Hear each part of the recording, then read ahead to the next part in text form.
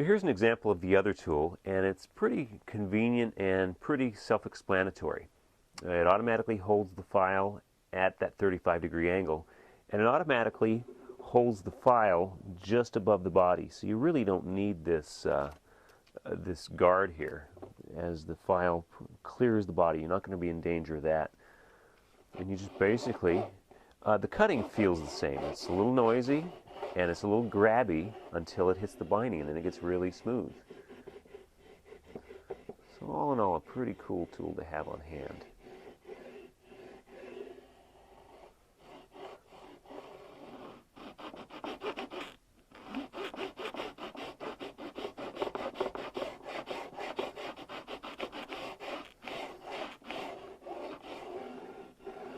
You hear how much quieter it is down here where I've worked on a little bit, rather than the spot where it's still cutting into the fret ends.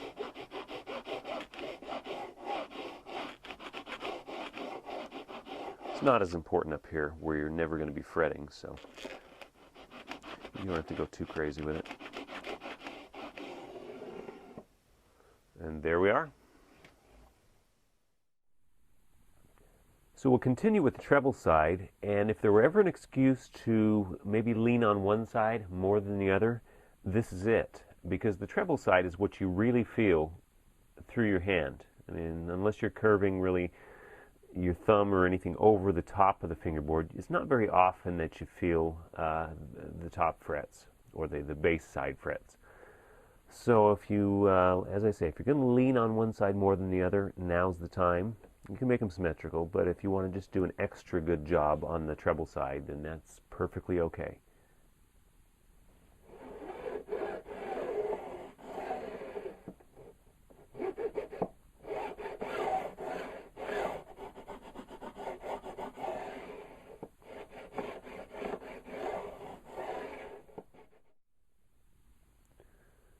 So we've now created this constant 35-degree bevel on all the fret ends and slightly into the corner of the binding here.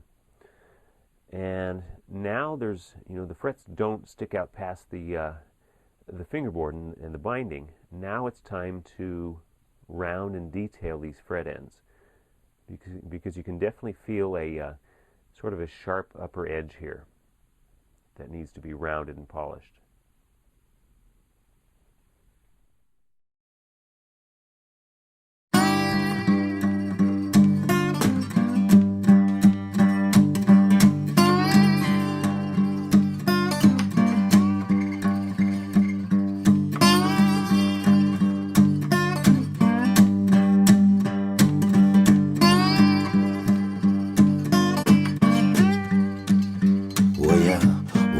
This morning, got yourself a gun.